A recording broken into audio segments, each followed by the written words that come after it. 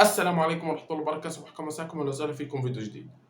التكنولوجيا وكرة القدم ارتبطوا ببعض بشكل كبير، والتطور التكنولوجي بكرة القدم صار واضح وبقوة من خلال التقنيات اللي بنشوفها في عالم كرة القدم، والارتباط والاندماج الكبير اللي صار بين التكنولوجيا وكرة القدم.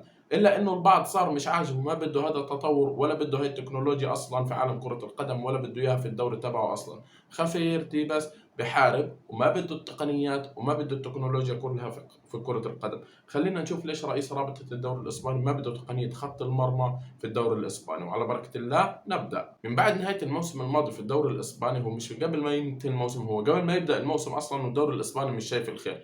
لكن قبل نهاية الموسم وبعد نهاية الموسم فترة بسيطة صرنا نشوف تقارير إنه خفير تيبس رئيس رابطة الدوري الإسباني ما بده تقنية خط المرمى تكون في الدوري الإسباني. هو مش إنه بدوش إياها، يعني إنه بس كلام كده، لأ، حيتم تطبيق عدم استخدام التقنية في الدوري الإسباني من موسم 23/24، يعني من الموسم القادم، الموسم اللي حيبدأ إن شاء الله ما في تقنية خط المرمى.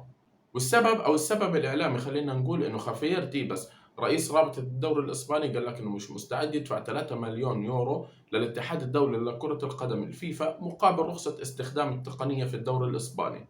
هو من وجهة نظره إنه التكلفة عالية وفيش داعي إنه رابطة الدوري الإسباني تتحمل سعر الرخصة من جيبتها. طب هو على جيبة مين حيروح الفلوس يعني لما ما يستخدمش التقنية؟ طبعا كلنا بنعرف الدور الكبير لتقنية خط المرمى في احتساب والغاء الأهداف، والغاء مثل هيك تقنيات في عالم كرة القدم في الوقت الحالي ممكن يأثر بالشكل السلبي، خاصة على الدوري اللي بتلتغي فيه. وأصلا الدوري الإسباني مش سالك بالتقنيات عشان يسلك بدونها. يعني إحنا بالتقنيات شفنا مين أخذ الدوري الموسم الماضي.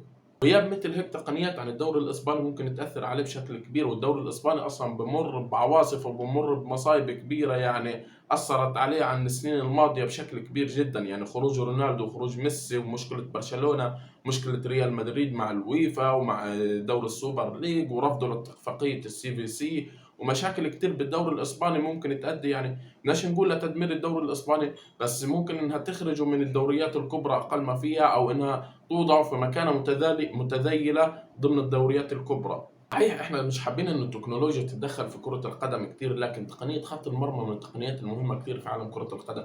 والتكنولوجيا شئنا ام ابينا بدها تتدخل في اي حاجة في الوقت الحالي وفي ايامنا هذه وفي المستقبل ان شاء الله. تدخلها في كرة القدم احنا شايفينه سلبي كجماهير، يعني كمشجعين، انه حابين الحماس وحابين انه نكون الفوعان يعني تاع الكورة.